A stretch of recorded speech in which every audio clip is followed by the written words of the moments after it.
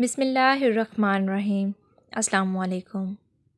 حج اور اس کی اقسام۔ حج 3 قسم کا ہوتا ہے، ہر ایک کی تفصیل درج ذیل ہے۔ حج افراد۔ افراد کا معنی اکیلا ہے۔ حج افراد کا شرعی معنی یہ ہے کہ حج کرنے والا صرف حج ہی کی نیت کر کے میقات سے احرام باندھے، اس میں عمرہ شامل نہیں ہوتا۔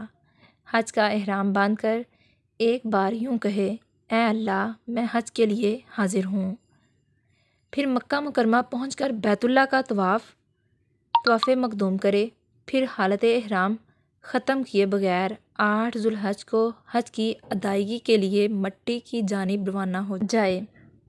حج افراد کرنے والا شخص اگر طواف قدوم کے بعد صفا و مروہ کی سعی سے بھی فارغ ہو جائے تو وہ 10 ذو الحجہ کو رش سے بچنے کی وجہ سے سہولت میں رہے گا۔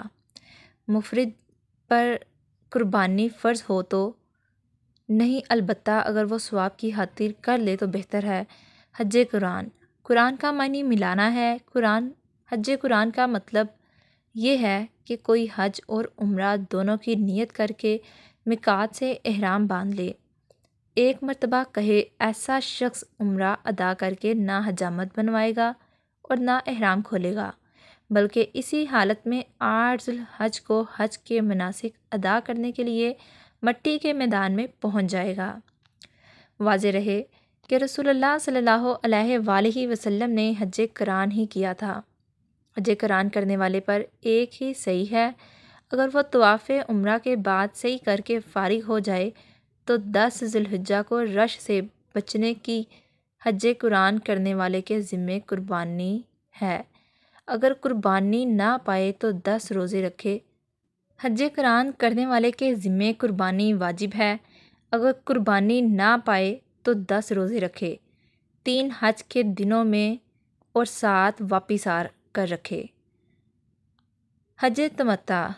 تمتع کا مطلب فائدہ اٹھانا ہے۔ تمتع کا لفظ حج قران پر بھی اس معنی میں بولا جاتا کہ دونوں ایک ہی سفر میں ادا ہو گئے، البتہ متع کا خاص مطلب یہ ہے کہ حاجی عمرہ کی نیت سے احرام باندھے اور کہے، اے اللہ میں عمرہ کے لیے حاضر ہو گیا، پھر عمرہ سے فارغ ہو کر حجامت بنوائے اور احرام کھول دے، پھر 8 ذو الحجہ کو حج کی ادائیگی کے لیے اپنی رہائش گاہ سے دوبارہ احرام باندھے اور مٹی کے میدان میں پہنچ جائے۔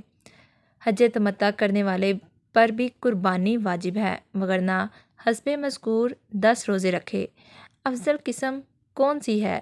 احادیث صحیحہ پر غور کرنے سے یہ بات سامنے آتی ہے کہ جو شخص قربانی کا جانور لے کر جائے اس کے حق قران افضل ہے، جیسا کہ رسول اللہ صلی اللہ علیہ وآلہ وسلم نے حج قران اس وجہ سے کیا تھا کہ قربانی ساتھ لے کر گئے تھے، لیکن جس شخص کے ساتھ قربانی کا جانور نہ ہو اس کے حج میں حج تمتع افضل ہے، کیونکہ آپ صلی اللہ علیہ وآلہ وسلم نے ان حضرات کو جو قربانی ساتھ لے کر نہ آئے تھے مگر قربانی کرنی تھی، عمرہ کے بعد احرام کھولنے کا حکم دیا تھا تاکہ ان کا حج تمتع ہو جائے۔ میقات یعنی احرام باندھنے کے مہینے اور مقامات۔ جب بحری جہاز یلملم کے قریب ہوتا ہے تو وہ میقات کی آمد کی اطلاع کر دیتا ہے، تب حجاج کرام احرام باندھ لیتے ہیں۔ ان کے لیے کوئی مشکل نہیں ہے۔ جو حضرات ہوائی جہاز کے ذریعے سفر کرتے ہیں انہیں چاہیے کہ جہاز پر سوار ہونے سے پہلے احرام کی چادریں پہن لیں، لیکن احرام کی نیت اور تلبیہ یعنی لبیک کے کلمات اس وقت شروع کریں جب جہاز میقات یلم یا جو بھی ہو کے بالمقابل ہو جائے۔ جہاز میں اس کی اطلاع کر دی جاتی ہے۔ اس کی دلیل یہ ہے کہ رسول اللہ صلی اللہ علیہ وآلہ وسلم اور صحابہ کرام رضی اللہ عنہ نے احرام کا لباس مدینہ سے روانہ ہوتے وقت پہن لیا تھا، لیکن تلبیہ نیت میقات ذو الحلیفہ سے ہی کی۔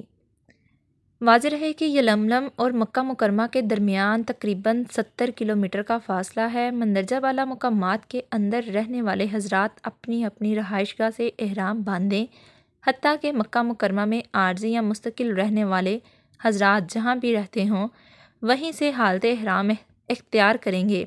یہ حکم ان سب کے لیے ہے جو حج کا ارادہ رکھتے ہوں یا عمرہ یا دونوں کا۔ حرام اور اس کے مسائل جس طرح نمازی تکبیر تحریمہ کہہ کر نماز میں داخل ہوتا ہے، اسی طرح حج یا عمرہ کرنے والا احرام کی حالت اختیار کر کے حج یا عمرہ میں داخل ہوتا ہے۔ ذیل میں احرام کا طریقہ اور ضروری مسائل بالتفصیل ملاحظہ فرمائیں۔ احرام سے پہلے رسول اللہ صلی اللہ علیہ وآلہ وسلم کی سنت کے مطابق غسل کریں، تیل کنگھی کریں اور خوشبو استعمال کریں، لیکن خواتین خوشبو کا استعمال نہ کریں، اور جو خواتین حیض و نفاس کی حالت میں ہوں وہ بھی غسل کریں، حالت احرام اختیار کریں۔ احرام کی الگ نماز نہیں بلکہ مسنون یہ ہے کہ کسی فرض نماز کے بعد احرام باندھیں، جیسا کہ رسول اللہ صلی اللہ علیہ وآلہ وسلم نے ذوالحلیفہ میں ظہر کی نماز ادا کی اور سواری پر سوار ہوئے تو تلبیہ کہا تھا۔ الغرض احرام کے لیے الگ 2 نفل پڑھنا رسول اللہ صلی اللہ علیہ وآلہ وسلم سے ثابت نہیں، جیسا کہ بعض لوگ اس پر زور دیتے ہیں۔ مرد کے لیے احرام 2 صاف ستھری چادریں ہیں جو سفید ہوں تو بہتر ہیں، اگر کنارے اور درمیان سے سلی ہوں تو کوئی حرج نہیں۔ ایک چادر کو تہبند بنا لے اور دوسری چادر اوپر اوڑھ لے، سر اور چہرہ کھلا رکھے، جوتا جیسا بھی ہو پہن لے، البتہ ٹخنے چھپے ہوئے نہ ہوں، پھر عبادت میں اور تلبیہ پڑھے۔ عورت معمول کے مطابق سادہ لباس اور صاف ستھرے کپڑے پہنے، کسی رنگت کی کوئی پابندی نہیں، پورے جسم پر بڑی اور موٹی چادر استعمال کرے، نظر نیچی رکھے، غیر مردوں سے آمنا سامنا ہو تو گھونگھٹ سے چہرے کا پردہ کرے، اگر چہرے کے ساتھ کپڑا اتفاقاً الگ ہو جائے تو کوئی حرج نہیں۔ چنانچہ سیدہ عائشہ رضی اللہ عنہا فرماتی ہیں کہ ہم رسول اللہ صلی اللہ علیہ وآلہ وسلم کے ساتھ سفر حج پر تھیں، جب آدمی قریب آئے تو ہم چادر اپنے چہروں پر ڈال لیتیں اور جب گزر جاتے تو کپڑا اوپر کر لیتیں۔ بنت منظر فرماتی ہیں کہ سیدہ اسماء بنت ابی بکر رضی اللہ عنہا کے ساتھ ہم مل کر حج کرتیں تو حالت احرام میں غیر مردوں سے چہروں کا پردہ کرتیں۔ احرام کے بعد حج و عمرہ کرنے والے کے لیے ضروری ہے کہ وہ احرام کی حالت اپنا لینے کے بعد درج ذیل ممنوعات سے بچے، ورنہ ارتکاب کی صورت میں گناہ گار ہوگا۔ قمیض، جبہ شلوار، ٹوپی، موزے پہننا، احرام کے بعد خوشبو کا استعمال کرنا، دستانے استعمال کرنا، نکاح و منگنی کرنا، ہر قسم کی معصیت، جھگڑا اور بیوی سے شہوانی گفتگو یا بوس و کنار کرنا، محرم ہو یا غیر محرم، حدود حرم میں شکار، بگانا درخت یا گھاس کاٹنا، البتہ ظہر گھاس کی اجازت ہے۔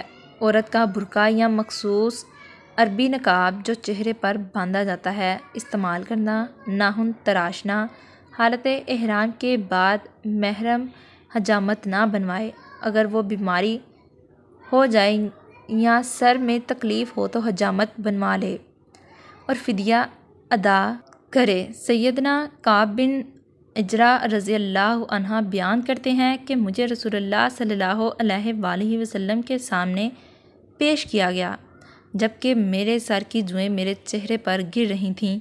آپ صلی اللہ علیہ وآلہ وسلم نے دیکھ کر فرمایا، تیری جوئیں تکلیف دیتی ہیں؟ میں نے کہا جی ہاں، تو آپ صلی اللہ علیہ وآلہ وسلم نے دیکھ کر فرمایا، اپنا سر منڈوا لو اور 3 روزے رکھو یا 6 مسکینوں کو کھانا کھلا دو، یا ایک قربانی ایسے جانور کی جو قربانی کے لائق ہے۔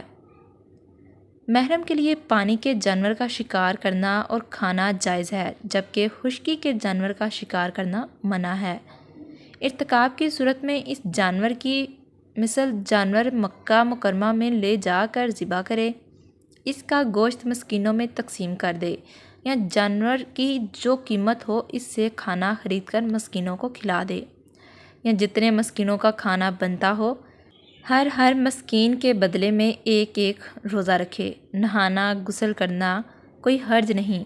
نہانا غسل کرنا، احرام کا لباس تبدیل کرنا، ساریاں بدن کھجانا، کپڑے دھونا، چھتری استعمال کرنا، کمر بند یا پیٹی کا استعمال کرنا، بند لٹکانا، تہبند نہ ہو تو شلوار یا پجامہ پہننا، مرغی بکری وغیرہ ذبح کرنا، سانپ بچھو چوہا چیل پاگل کتا اور کوا مارنا۔